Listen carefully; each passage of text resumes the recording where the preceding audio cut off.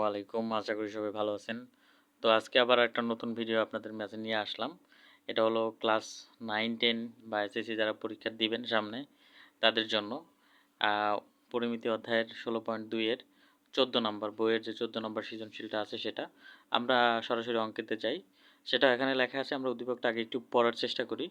এখানে লেখা আছে একটি আয়তাকার একটি ফুলের বাগানের দৈর্ঘ্য 150 মিটার ও প্রস্থ 100 মিটার। বাগানটি পরিচর্যা করার জন্য ঠিক মাঝ দিয়ে 3 মিটার চওড়া দৈর্ঘ্য ও প্রস্থ বরাবর একটা রাস্তা আছে।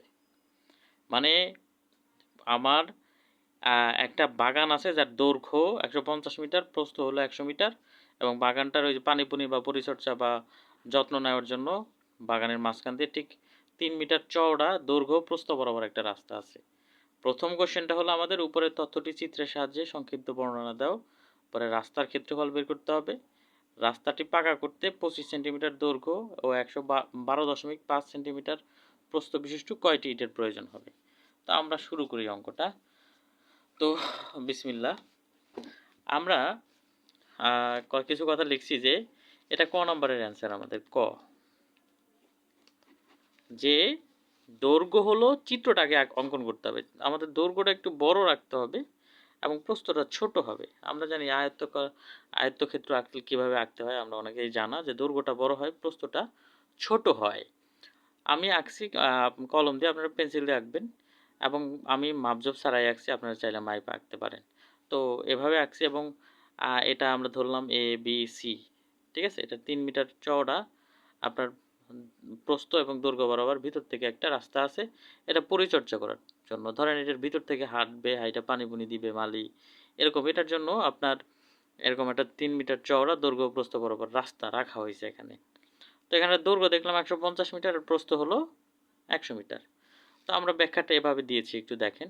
যে মনে করি এ বি সি ডি, মানে এ বি সি ডি একটি আয়তাকার ফুলের বাগান, ঠিক আছে, যার দৈর্ঘ্য এ ডি এবং বিসি, মানে দুই পাশেই তো দৈর্ঘ্য, দুই পাশে কিন্তু 150 মিটার। তাই এ ডি বিসি সমান সমান 150 মিটার, এবং প্রস্থ এ বি ও ডিসি, এই যে দেখেন প্রস্থ এ বি সমান সমান ডিসি, মানে এ বি আর ডিসি দুইটাই তো প্রস্থ, সমান সমান 100 মিটার। এবং বাগানের মাঝ দিয়ে, এই যে মাঝ দিয়ে দেখেন, মাঝ দিয়ে 3 মিটার চওড়া দৈর্ঘ্য, মানে দৈর্ঘ্যও 3 মিটার এবং প্রস্থও 3 মিটার, দৈর্ঘ্য প্রস্থ বরাবর একটি রাস্তা আছে। আশা করি আপনারা ক নম্বরটা বুঝতে পারছেন। এবার আমরা খ নম্বরে যাই।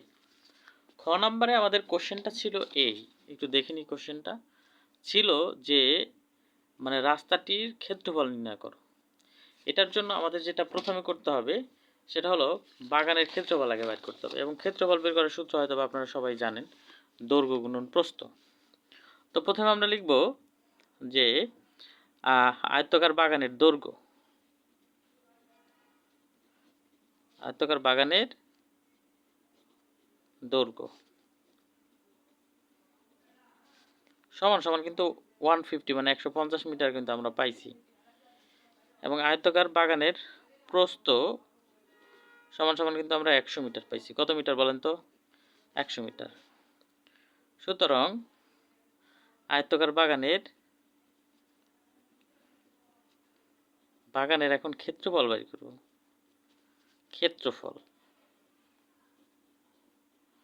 ক্ষেত্রফল বের করার সূত্র হলো দৈর্ঘ্য গুণ প্রস্থ, এবং দৈর্ঘ্য গুণ প্রস্থ যখন বের করব তখন আমরা এখানে দিব বর্গ মিটার।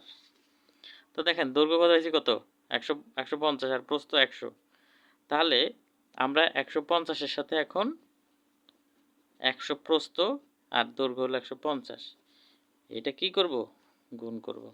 তো দুইটা গুণ করলে আসে 15,000 বর্গ মিটার। এখন দেখেন আমাদের তো আর এখানে মানে বাগানের ক্ষেত্রফল বাইর করতে বলে নেই, আমাদের বাইর করতে বলছে রাস্তার ক্ষেত্রফল।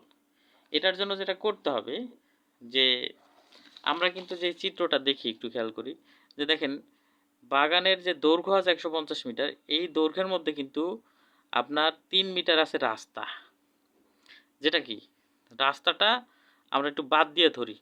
150 মিটার তো দৈর্ঘ্য আছে, এখান থেকে 3 মিটার রাস্তা বাদ দিয়ে ধরি। আবার দেখেন 100 মিটার আছে হলো প্রস্থ এর মধ্যে 3 মিটার, এই যে এই 3 মিটার একটু খেয়াল করেন, প্রস্থ আছে না, মানে 3 রাস্তায় খাইছে না প্রস্থ, জায়গাটা তো শেষ করছে রাস্তা, তো ওটাও বাদ দিব। তো রাস্তা বাদে বাগানের দৈর্ঘ্য বাইর করব, রাস্তা বাদে বাগানের প্রস্থ বাইর করব, তারপরে মেইন খেলাটা হবে আর কি। তো আমরা একটু খেয়াল করি, লিখব রাস্তা বাদে বাগানের প্রথম হলো দৈর্ঘ্য। দেখেন দৈর্ঘ্য কিন্তু আগে ছিল 150 মিটার, ওইখান থেকে কিন্তু রাস্তাটা এখন কি হবে, বাদ যাবে মিটার। তাহলে 150 থেকে যদি 3 মিটার বাদ যায় তাহলে 147 থাকে। এটা অবশ্য আপনারা পারবেন, অবশ্যই পারার কথা। এবং রাস্তা বাদে বাগানের প্রস্থ, প্রস্থ ছিল আগে 100 মিটার, এখন এখান থেকে 3 মিটার খায়া ফেলেছে রাস্তায়, এখন কতটুকু আছে, অবশ্যই 100 থেকে 3 চলে গেলে 97 মানে থাকে। তো এখন আমরা রাস্তা বাদে বাগানের ক্ষেত্রফলটা বের করব। সুতরাং রাস্তা বাদে বাগানের ক্ষেত্রফল, খুবই ইজি, খুবই ইজি। আশা করি সবাই বুঝতেছেন, না বুঝলে কমেন্ট করবেন, একটু সাপোর্ট করেন বেশি বেশি, যাতে করে একটু উৎসাহ পাই। কেউ তো ভিডিওতে লাইক কমেন্ট কিছুই করেন না, এই জন্য তো আমি ভিডিও বানাই না, মাঝে মাঝে বানাই। ঠিক আছে, তো সূত্রটা লিখলাম, একটু উৎসাহ দেন, আল্লাহ ভরসা আপনাদের জন্য দেখি যতটুকু হেল্প করতে পারি। তো দেখেন রাস্তা বাদে বাগানের ক্ষেত্রফল বের করতেছে, রাস্তা বাদে বাগানের দৈর্ঘ্য পাইছি কত, 147, প্রস্থ পাইছি কত, 97, তাহলে দৈর্ঘ্য এখন 147 দিব, ঠিক আছে, আর প্রস্থ হলো 97 বর্গ মি, মি মানে মিটার কিন্তু, এটা বুঝছেন কিন্তু। তো এই দুইটা যদি গুণ করি তাহলে আমার হয় 14,259 মানে বর্গমিটার, ঠিক আছে। এখন একটু মজার কাহিনী বুঝেন, রাস্তা সহ যখন আমরা ক্ষেত্রফল বাইর করলাম বাগানের, আয়তকার বাগানের ক্ষেত্রফল, তখন কিন্তু 15,000 বর্গমিটার আসছে, আর রাস্তা বাদে আসছে হলো 14,259 বর্গমিটার।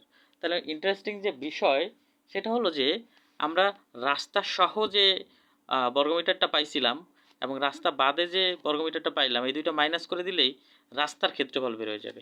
কথা বুঝতে পারছেন? সহজ না? আমাদের কিন্তু প্রশ্ন করছে রাস্তার ক্ষেত্রফল বের করতে, তো আমরা এখন সেটাই বের করব। সুতরাং রাস্তার ক্ষেত্রফল,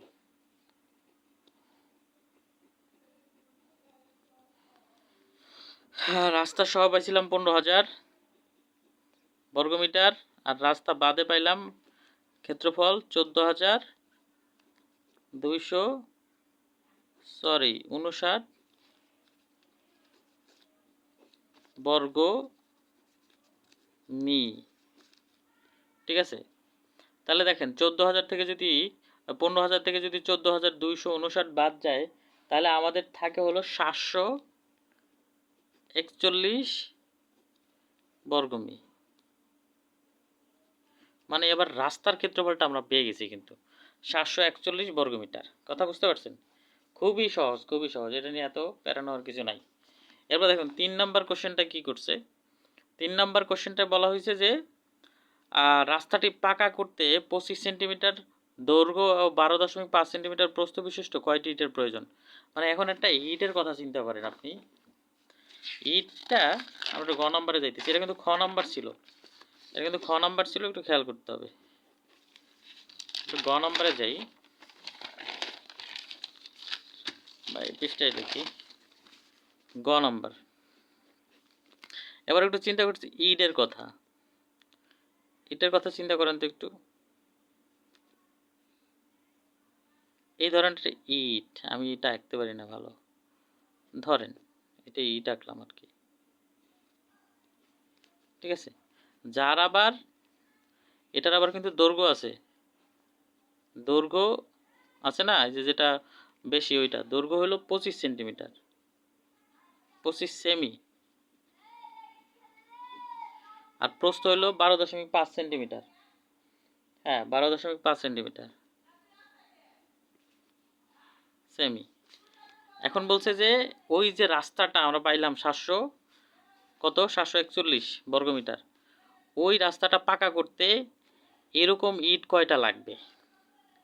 এজন্য আগে আমাদের ইটের ক্ষেত্রফলটা বের করে নিতে হবে। এখন ইটের ক্ষেত্রফলটা দেখেন, দৈর্ঘ্য দেওয়া আছে সেন্টিমিটারে, সেন্টিমিটারের প্রস্থ দেওয়া আছে। এখন এটা আমাদের আগে মিটারে নিতে হবে। মিটারে নিতে হলে কি করতে হবে, এইগুলাকে আগে আপনার 100 দিয়ে ভাগ দিতে হবে। কি দিতে হবে বলেন তো? 100 দিয়ে ভাগ দিতে হবে। এই যেমন ইটের দৈর্ঘ্য, এটা কিন্তু দেওয়া আছে, ইটের দৈর্ঘ্য এই যে 25 সেন্টিমিটার, 25 সেমি।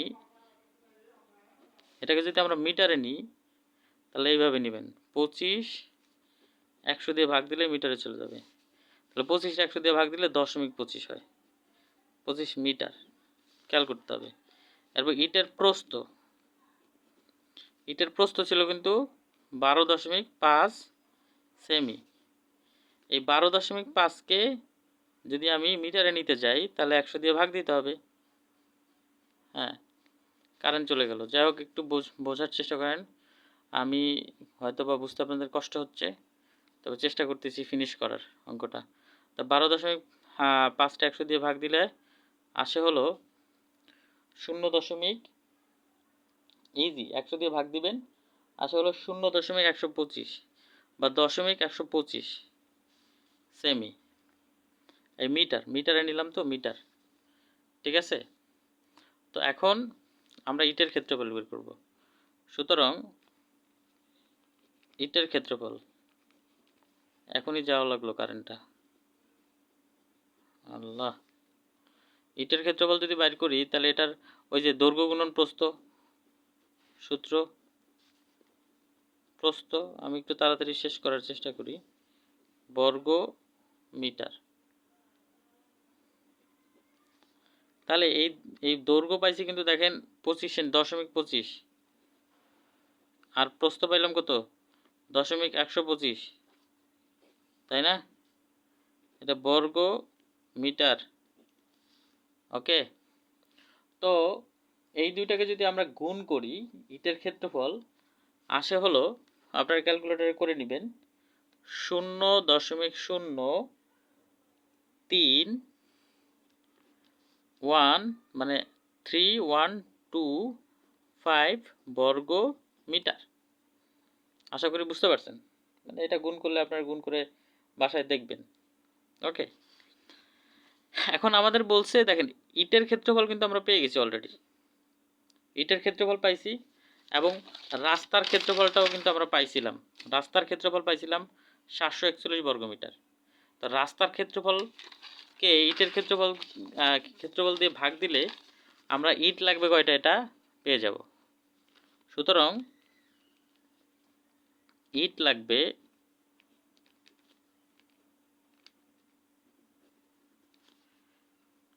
সমান সমান, উপরে লিখবেন রাস্তার ক্ষেত্রফল